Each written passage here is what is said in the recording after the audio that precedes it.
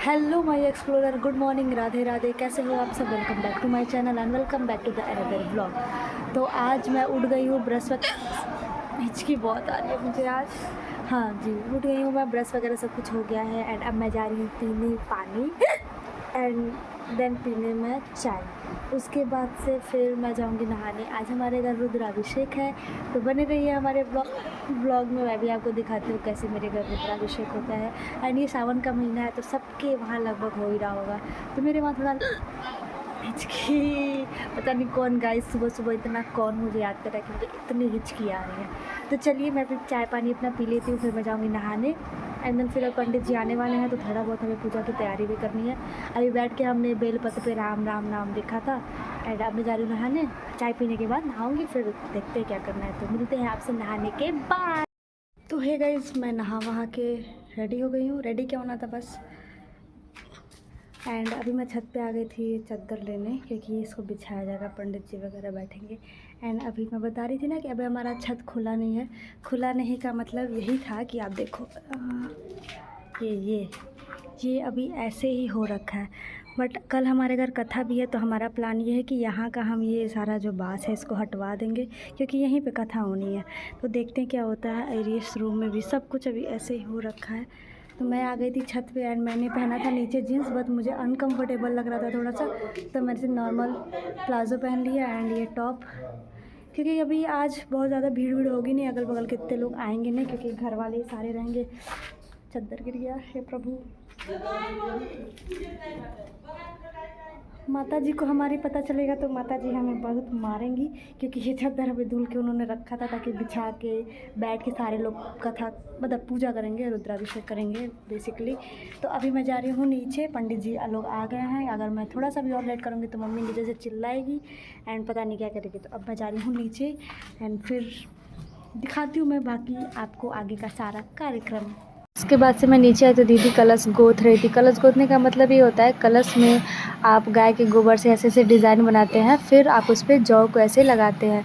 बिना गोथे कलश आप इसको पूजन में नहीं रख सकते हो। एंड फिर मम्मी पापा के पैर में आलता लगा रही थी, क्योंकि पूजन में बैठो तो बिना आलता के आप लगा ही नहीं सकते, चाहे आप जेंट्स हो या फिर लेडीज़। एंड यहाँ पर बड़ी अम्मा कलश की स्थापना करा रही थी। पंडित जी जैसे जैसे बोले जा रहे थे वैसे वैसे हो जा रहा था। बाकी चीज़ें अभी धीरे धीरे तैयार हो रही थी। बाकी सारी प्रिपरेशन तो हो ही रखी थी, हमने एक दिन पहले से ही सारे सब कुछ करना स्टार्ट कर दिया था। उसके बाद बड़ी मम्मा बड़े पापा बैठ के दोनों लोगों ने पूजन स्टार्ट कराया। महादेव जी हमारे उस थाल में विराजमान है ही, तो आप कमेंट में लिख देना हर हर महादेव एंड ओम नमः शिवाय। तो मिष्टी भी यहाँ थोड़ी मोड़ी अपनी बदमाशी तो कर ही रही थी, बट फिर भी। एंड यह हमारा पूजन हो चुका था। तो पूजन होने के बाद पंडित जी 5-10 मिनट का रेस्ट किए। उसके बाद से फिर हमारा रुद्राभिषेक शुरू हो गया। आप ये सारी चीज़ें देखो, कितना डिवाइन, कितना मेस्मराइजिंग, कितना अच्छा लग रहा है। तो कमेंट में ज़रूर आप हर हर महादेव लिखना, बिल्कुल लिखना। एंड ये मैंने छोटी छोटी क्लिप ऐसे बनाई थी ताकि मैं व्लॉग में लगा सकूँ। तो ये सारी चीज़ें हैं। एंड उसके बाद जब मैं अंदर गई तो मैंने देखा यहाँ पे दूसरी पूजा चल रही है। पुच्चू जी अपनी दूसरी जिम्मेदारियाँ निभा रही हैं, और क्यों ना निभाएं, इनके नाना जी के यहाँ रुद्राभिषेक हो रहा, तो भाई इनकी भी कुछ जिम्मेदारियाँ हैं ही। एंड उसके बाद रुद्राभिषेक शुरू हो गया। तो बड़ी पापा, बड़ी मम्मी, भैया, मम्मी, पापा, मिष्टी, मतलब ये सारे लोग बैठ के रुद्राभिषेक करा रहे थे। एंड जो भी सारी चीज़ें हो रही थी, उसके बाद से फिर रुद्राभिषेक हो गया, आरती शुरू हुई।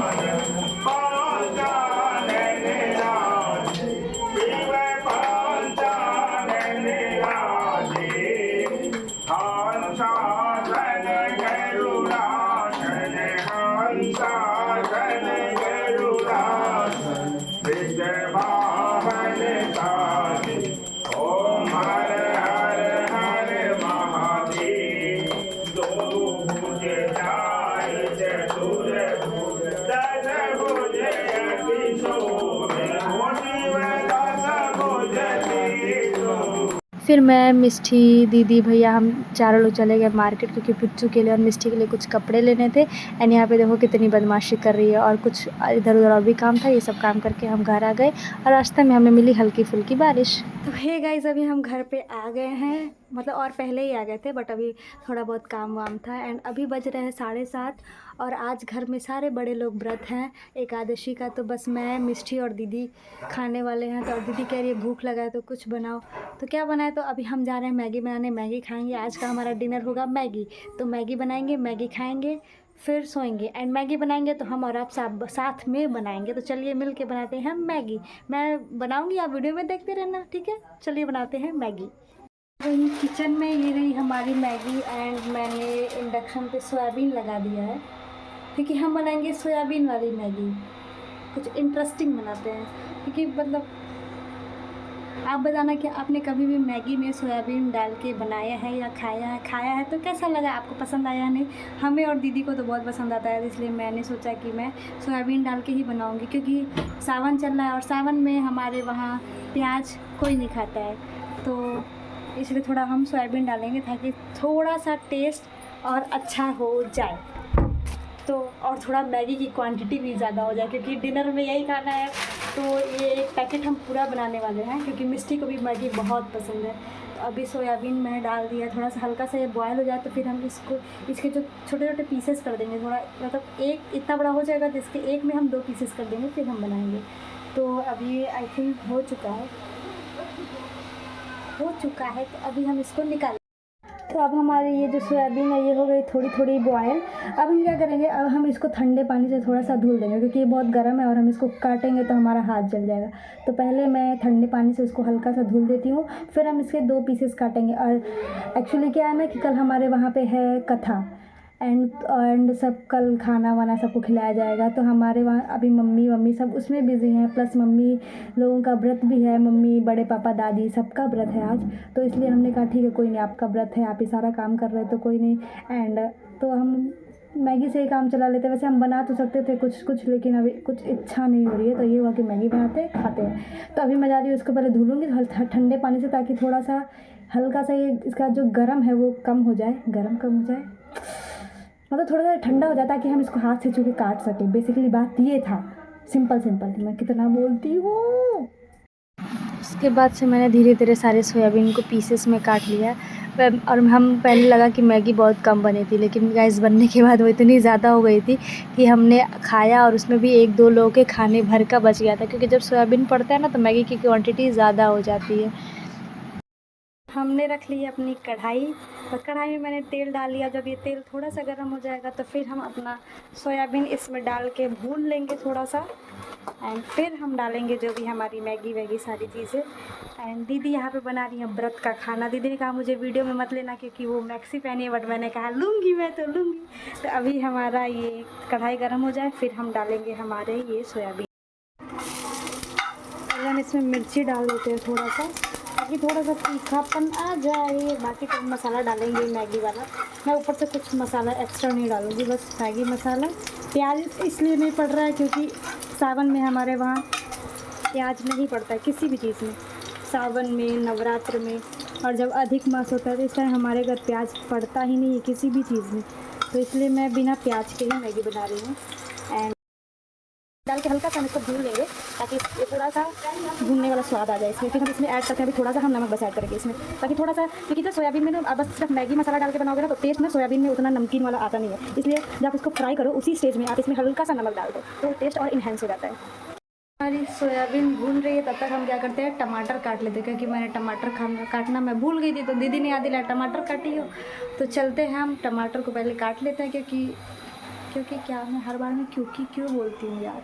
ठीक है, आप लोग इग्नोर करना इस चीज़ को। हमारा सोयाबीन हो गया है फ्राई। अब हम इसको इस कटोरे में निकाल लेते हैं, फिर हम हमारे टमाटर को डालेंगे। पुच्चू भी आ गई है मैगी बनाने। हेलो पुच्चू, हाय पुच्चू, हेलो पुच्चू, हाय पुच्चू। तो चलिए मैं फटाफट से कढ़ाई में से इसको निकाल लेती हूँ, फिर हम डालते हैं उसमें टमाटर और फिर हम बनाएंगे हमारी मैगी। पुच्चू जी आप किचन में किस लिए आई हैं? बदमाशी, सिर्फ बदमाशी। लड़की इतनी बदमाश हो गई है। गाइस सब लोग कहते हैं 2 मिनट में मैगी बन के हो जाती है तैयार, लेकिन ऐसा कुछ भी नहीं है। मैं इतनी देर से बना रही हूँ एंड अभी मैंने सोयाबीन निकाल दिया। अब इसमें मैंने फिर से घी डाल दिया है। अब हम डालेंगे इसमें हमारा टमाटर। 2 मिनट में मैगी कभी ज़िंदगी में नहीं बन सकती है। हमने कुछ एक्स्ट्रा किया नहीं। हमारा जब टमाटर को मैंने भून दिया, फिर मैंने इसमें सोयाबीन डाला और फिर मैंने पानी डाल दिया। अब ये स्विमिंग पूल बन चुका है। अब हम इसमें मैगी को डालेंगे और मैगी हमारी स्विमिंग करते हुए तैयार हो जाएगी और फिर हम उसको खा लेंगे। ऐड करते हैं हमारे मैगी टेस्ट मेकर को। फिर हम इसमें डालेंगे हमारी मैगी। जब ये पानी थोड़ा सा उबल जाएगा फिर हम इसमें डालेंगे मैगी। हमने हमारी डाल दी है, अब हम इसको प्लेट से कर देते हैं कवर। अब फाइनली मैगी हमारी बनेगी और खाएंगे हम। भूख तो बहुत लगी है और जितना भूख लगता है खाना उतना ही धीमे धीमे बनता है। तो अभी हमारी मैगी बनने में तो टाइम लग रहा है, तो अब हम मिठाई खा लेते हैं, फिर हम मैगी खाएंगे। ये 2 मिनट की मैगी आधे घंटा हो गई। और इधर वक्त का सामान बन ही रहा है।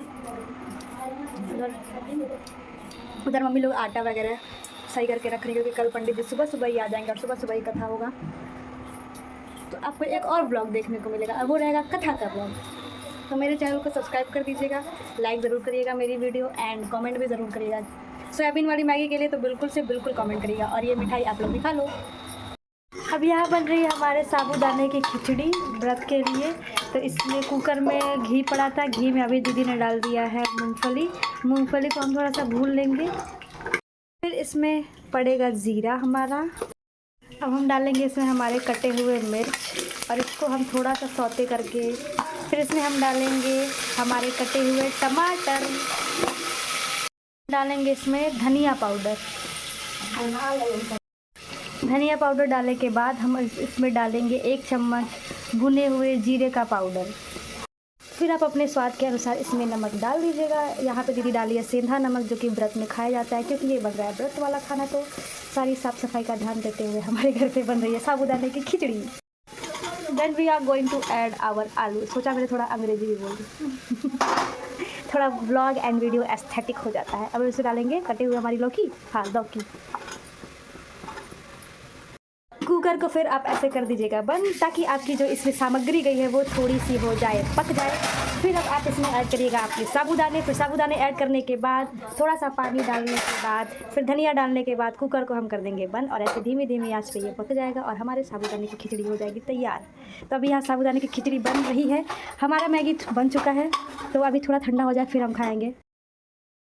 उसके बाद दीदी ने उसमें साबूदाना डाला और साबूदाना डालने के बाद धनिया पत्ती और थोड़ा सा पानी, ज़्यादा नहीं थोड़ा सा पानी, क्योंकि आप ज़्यादा डाल दोगे ना तो बहुत गीला हो जाएगा, तो खिचड़ी नहीं वो एकदम जूस सूप टाइप हो जाएगा। तो ऐसे से मिक्स करके उसका पानी डाल के दीदी ने कुकर को बंद करके ऐसे धीमी आंच पे छोड़ दिया। ये 1-2 सीटी देगी तो उसके बाद आप इसको निकाल के, उसके बाद से फिर हमने मैगी खाया। मैगी खाने के बाद मैंने कोई व्लॉग नहीं किया, उसके बाद मैं सोने चली गई।